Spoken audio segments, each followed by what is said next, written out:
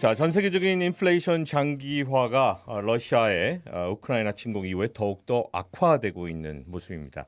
자, 이에 미국의 금리 인상 그 시기와 또 방법에 대한 갑론을박이 벌어지고 있고 전 세계 및 한국 경제에 미치는 불안 요소도 매우 많은 것으로 보여서 여러 가지 우려가 나오고 있는데요.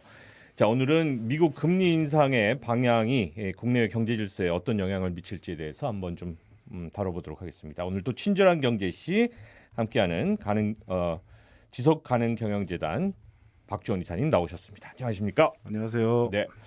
이게 이전에도 우리가 몇 번 다뤘던 이슈입니다. 예. 미국 연방준비제도 이사회의 금리 인상. 예. 2020년부터 이제 갈팡질팡했었고 뭐 그럴 일 없다 뭐 이렇게 얘기하다가 올해 금리 인상 계획이 나왔고요. 5월에는 본격화한다라는 얘기까지 네네. 지금 우리가 이제 예상하고 나오고 있는 그런 입장이죠. 네네. 예. 전체적인 방향은 아무튼 여러 번 말씀드렸습니다만은 돈이 너무 많이 풀리고 이제 네네. 공급망이 파괴돼서 저는 물가가 올라가는데 이게 심상치가 않잖아요. 뭐 분기배 7% 8% 미국에서 뭐 올라간다고 하니까 그래서 이러한 관련 속에서 돈을 줄이고 다음에 금리를 올리고 기존에 갖고 있던 연방준비은행에서 갖고 있던 미국 정부의 채권을 팔아서 달러를 다시 빨아들이는 이러한 부분의 정책적인 방향은 그렇게 갈 것 같아요. 네네. 근데 이제 여기서 몇 가지 이제 연방준비은행이 고려하는 게 몇 가지 있는 것 같은데 하나가 이제 국내적인 상황이고 이제 또 하나는 국제적인 상황이에요. 네. 그러니까 지금 이제 일각에서는 이제 그런 얘기 하죠. 미국의 인플레이션이 올라가는데 이게 금리 인상으로 잡을 수 있겠느냐. 그러니까 지금의 인플레이션은 통화량에 촉발된 부분들이 있지만 코로나 이후에 이제 글로벌 공급망이 파괴되면서 수요가 못 쫓아가잖아요. 거기다 이제 우크라이나가 더 이제 불을 네네. 이 공급 부족적 측면인데 인플레이션과 통제 효과가 있겠느냐. 뭐 이런 얘기가 하나가 있었고요. 그다음에 두 번째로는 금리를 올렸을 경우에 미국이 기본적으로 굉장히 많은 돈을 찍어넣기 때문에 부채가 많거든요. 근데 금리를 올리게 되면 이 그전에 미국 정부가 발행했던 국채의 대부분이 이제 그 옛날에 금리가 낮았으니까 네네. 4년이나 6년에 그 만기하는 단기 국채가 많아요. 네. 그랬을 경우에 이제 금리 올려 단기 국채에 대한 그 이자 부담 증가가 있겠죠. 늘어나는 거죠. 네, 국내적인 게 하나 있고 이제 국제적인 거는 오히려 이제 금리 인상 올릴 만한 요인들이 많아요. 그러니까 인플레이션을 좀 즐기는 측면들이 좀 있어요. 미국이 전 세계적으로는 뭐냐면 다른 나라에서 인플레이션이 결국은 이제 미국이 찍어낸 부분 많은 달러들이 거래를 통해서 전 세계로 이제 들어갔잖아요. 네. 그런데 이 속에서 그런 수요가 교환 과정에서 이제 화폐된 수요가 많이 일어나고 등등 인플레이션이 많아졌는데 특히 신흥국들은 그 지금 러시아도 침공하면서 러시아 그 가치가 루블화 가치가 폭락을 했잖아요. 그렇죠.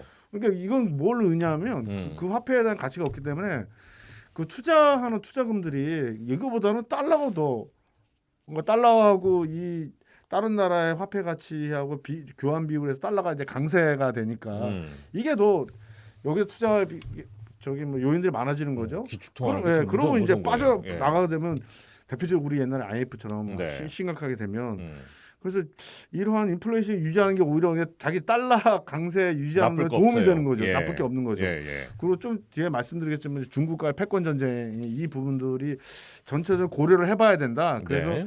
금리 인상이라든가 긴축의 방향성과 규모는 5월달에 최종 결정이 될 건데 네. 기존에 왔다 갔다 한 것보다 여러 가지 고려를 했을 때는 이제는 이제 본격적으로 양적 긴축하고 금리 인상, 자산 축소의 과정을 밟을 것이다. 우리도 대비해야 된다 이런 생각을 합니다. 자, 그 이야기는 우리도 지금 뭐 이 코너를 통해서 계속해서 나눴던 이야기인데, 자, 인플레이션에다가 미국의 금리 인상까지 단행되기 시작하면은 이제 신흥국 같은 경우에는 큰 타격을 입을 수밖에 없을 것 같고, 그렇죠. 우리나라도 사실 거기에서 뭐 빠져 있지 않거든요. 그래서요. 예. 지금 보면은 이미 지금 아직 금리 인상이 본격화 안 됐는데 우크라이나 인플레이션에 우크라이나 터져갖고 얼마 전에 이집트와 스리랑카 IMF에 금융 구제 신청을 했어요. 네. 그러면 이제 그건 외국 나라고 우리 다시는 반복하지 말아야 되잖아요. 그러니까 우리는 어떤가? 네네. 여러 가지 몇 개 그 IMF에서 분석한 게 있는데 우리나라는 기본적으로 자본시장의 개방률이 굉장히 높아요.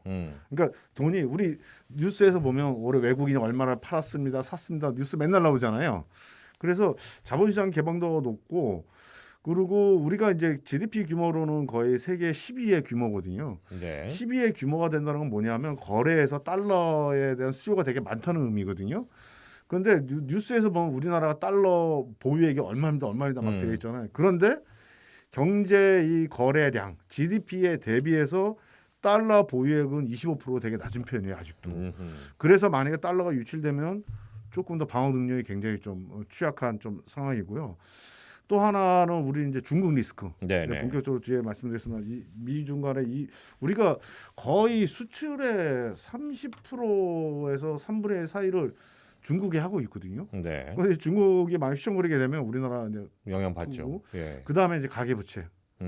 이런 부분들이 있어서 금리 인상으로 갔을 때 여러 가지 부분에서 우리 취약 요인이 굉장히 많다. 그래서 한간에서는 뭐 퍼펙트 스톰을 해서 뭐 초대형 위기가 발생할 수도 있다. 뭐 이런 얘기를 하고 있는 상황이 있죠. 네. 지금 중국 리스크 얘기 나왔는데 중국의 부동산 시장도 사실 뭐 지난 한 6개월 사이에 간당 뭐 여러 가지 얘기들 들려오고 있는 상태인데 금리 인상까지 이제 겹치게 되면 분명히 영향이 클 것 같은데. 이 부분들이 어떻게 보면 지금 이제 러시아가 우크라이나 침공하고 있지만은 중국과 미국의 화약고는 또 대만이라는 게 있잖아요. 근데 미국은 대만을 버릴 수 없어요. 왜냐? 반도체 글로벌 공급망이 대만에 있기 때문에 미국 입장에서 중국하고 기습 패권 전제 여기 꼭 지켜야 되는 나라이고 상위에 관련된 그 방어 조약도 있거든요. 아무튼 그래서 중국이 이번 작년 연말에 헝다 그룹 사태 뭐 이런 얘기 있었잖아요. 그런데 우리나라보다 중국이 부동산에 대한 의존도 훨씬 높아요. 거의 예를 들면 부동산 부분이 GDP에 차지하는 비중이 거의 30% 정도에 가깝습니다. 그러니까 결국 각 성에서 이러한 경제 성장으로 경쟁을 하기 위해서 부동산 개발을 엄청나게 하고 있는 부분들이 있는 거죠. 그런데 이러한 측면들이 있으니까 만약에 여기서 금리를 올렸을 경우에는 그러면 우리나라가 이제 미국이 금리 올리니까 선제적으로 우리 세 차례 금리 올렸잖아요. 중국은 못 하고 있는 거죠. 이 하나가 부동산의 침체를 다시 해야 되는데 이게 진짜 여기는 사회주의 경제잖아요. 그렇죠. 그러니까 오히려 최근에 어저께 기사 보니까 그 부동산 규제를 완화하려고 각종 정책을 피고 있더라고요. 그게 이제 굉장히 위험 요소고 다음에 중국은 사회주의 국가잖아요. 그러니까 결국 사회주의 국가의 의미가 여러 가지 있지만은 여기는 국영 기업이 굉장히 많은 비중을 차지합니다. 전체 고용에서 4분의 1을 차지하고요. 거의 이 국영기업 4개가 굉장히 큰 국영기업이 있거든요. 아마 깜짝 놀라실 때 그중에서 한 국영기업은 독일의 GDP보다도 더 많아요. 한 회사가. 네, 한 회사가. 물론 이제 중국의 이제 사이즈를 할 수도 있지만, 그러니까 이렇게 한 축은 부동산 리스크가 있고 하나는 국영기업 리스크. 여기가 이제 우리나라도 보면 이제 공공기관에 관련돼서 무슨 효율성이 낮다 막 등등 하잖아요. 근데 여기 국영기업 부채가 많고요. 그리고 아무래도 부실한 측면이 좀 되게 많아요. 비중은 많은 데 비해서. 그래서 이 부동산과 국영기관의 약한 고리가 있는데 이 관련돼서 미국이 선제적 금리를 인상하게 되면 중국도 굉장히 큰 영향을 받을 수 있다. 근데 저는 한번 기사 보면서 생각났던 게 소로스라고 아시죠? 우리 한국에서도 왔었고.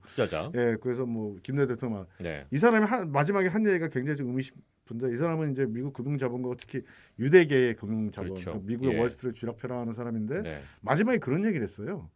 이렇게 부동산 가격이 폭등하고 문제가 생기게 되면 중국의 인민들이 시진핑이 반대하는 움직임이 일어날 것이다. 뭐 결국은 무언가 이러한 사람들은 그러한 미국과 중국과의 싸움에 뭔가 준비하는 측면이 있지 않을까. 뭐 이렇게까지도 좀 한번 좀 생각을 해보는 거죠. 체제와 관련된 그런데 차원까지. 미중 간의 상황이 빡 터져서 중국이 휘청거린다. 그럼 아까 우리나라 중국 리스크가 아마 전 세계 가장 큰 나라일 거거든요. 그럴 거예요. 굉장히 큰 영향이 있을 수 있다고 생각합니다.